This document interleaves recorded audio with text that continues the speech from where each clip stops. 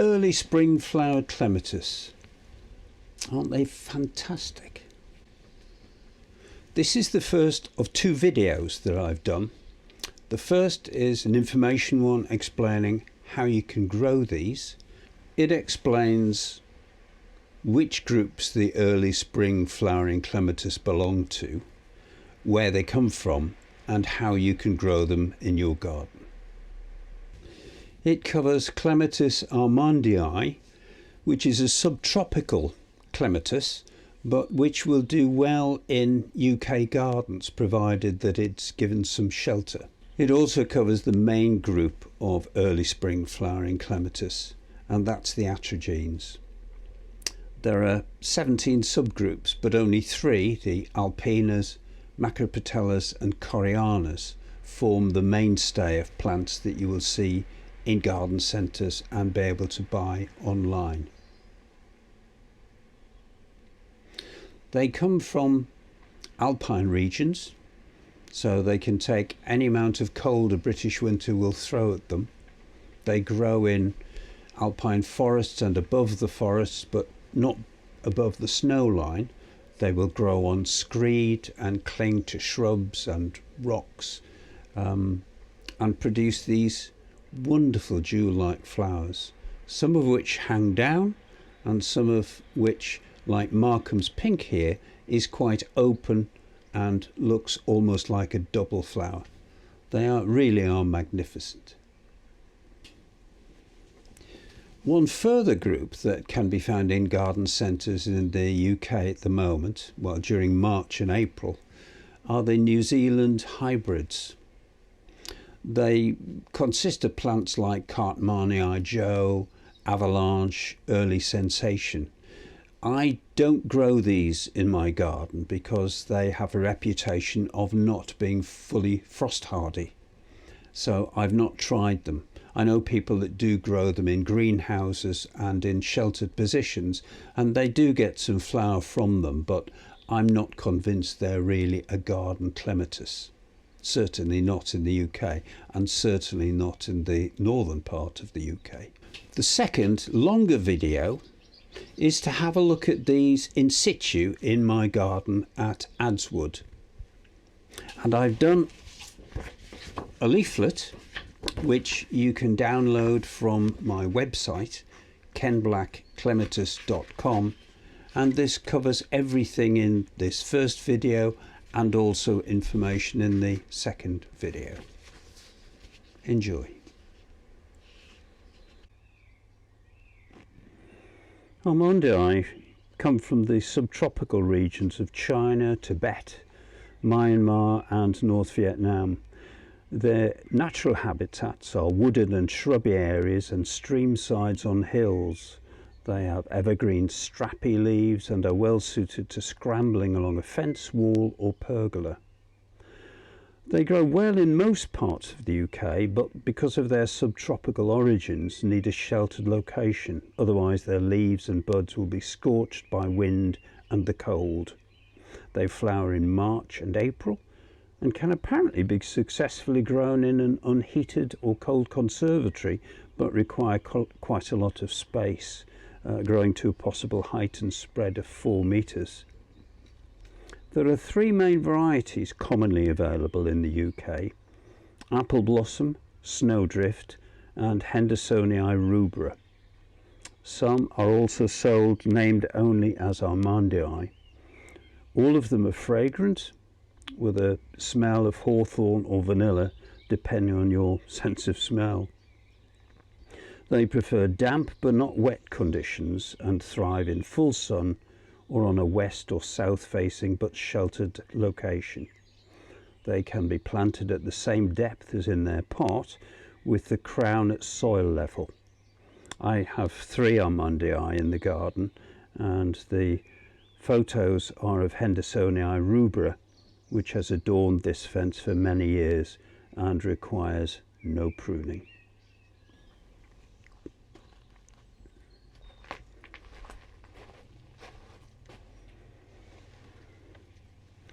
These are the last few flowers of Clematis armandii, Hendersonii rubra, It hasn't had a good year, it's been too cold. It is a lovely plant, it stretches along the whole of this fence with nice green strappy leaves, apart from the ones that have gone brown because of the cold winds. But it's a really nice spring clematis.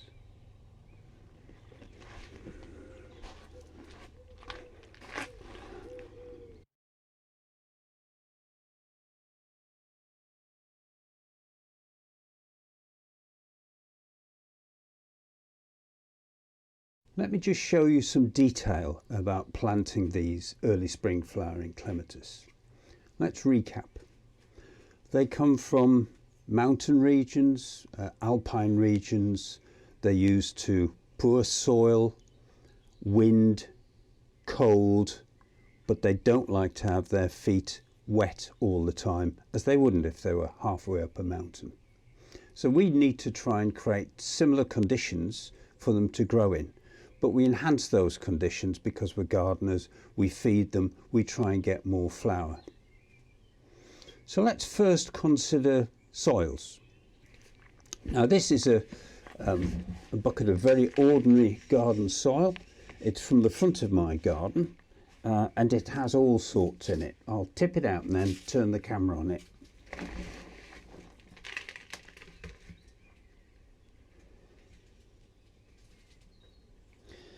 There we are, it has some stones, some weeds that have died off, some sticks. It's basically a loam soil, but because it has so many things in it, it drains quite well. There's a piece of white stone, a piece of old brick in there as well. So that's probably suited to growing these.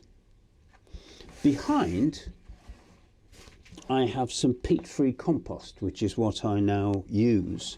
I'm not exactly sure what's in here, but the majority of the peat alternative composts are made up of wood of some description, pulped wood.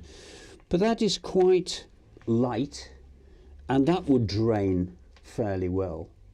If I had a traditional pure loam, it would be quite heavy and I'm not sure that it would drain as well as these.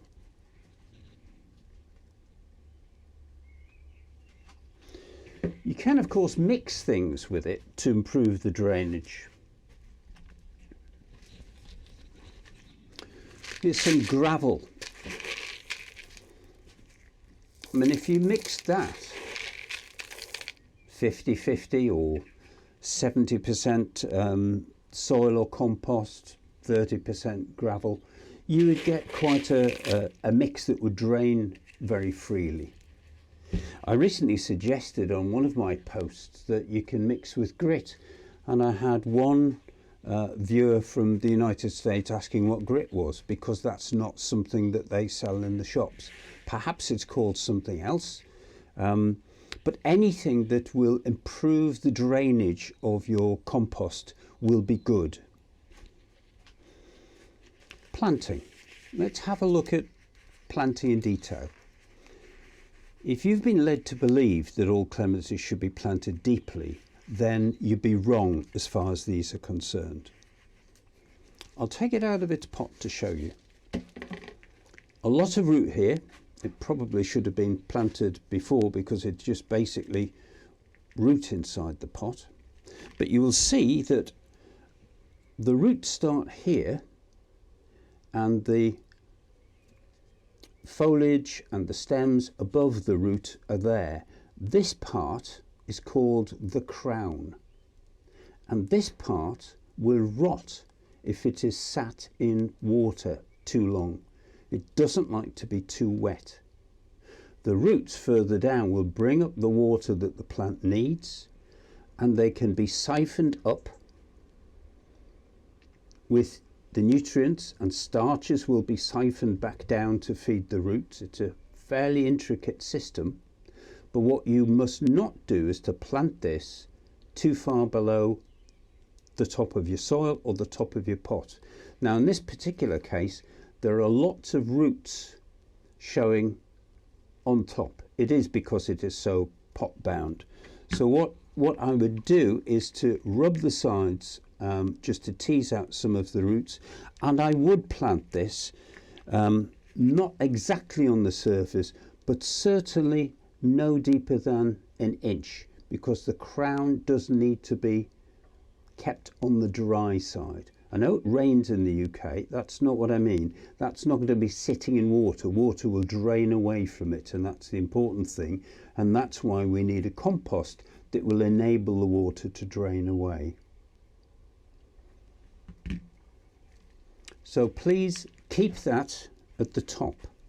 Now, if you have a garden which is, this is white swan, by the way, it is a very nice clematis, and it doesn't matter whether we're talking about one of the single ones, one of the double ones, the same applies. These are used to being halfway up mountains.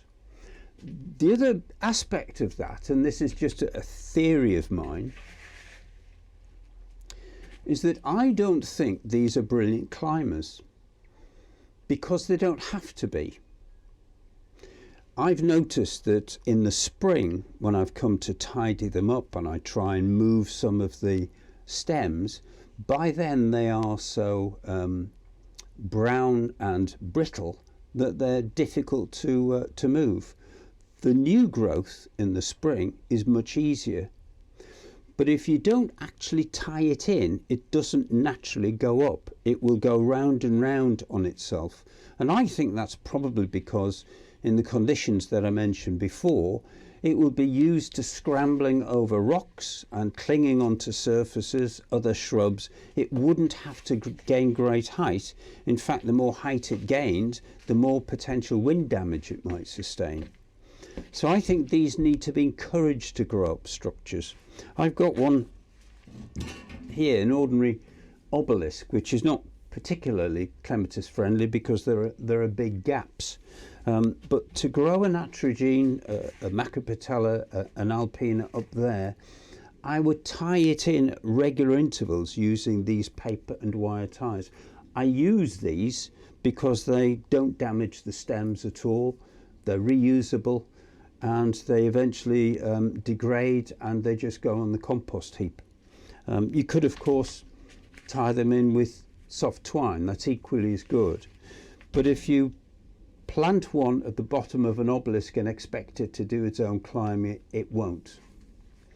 A small wire mesh, it will try to, but even so, I think these, as a general rule, do need help in achieving some height. So, plant on the surface of the soil or just under if the roots are showing.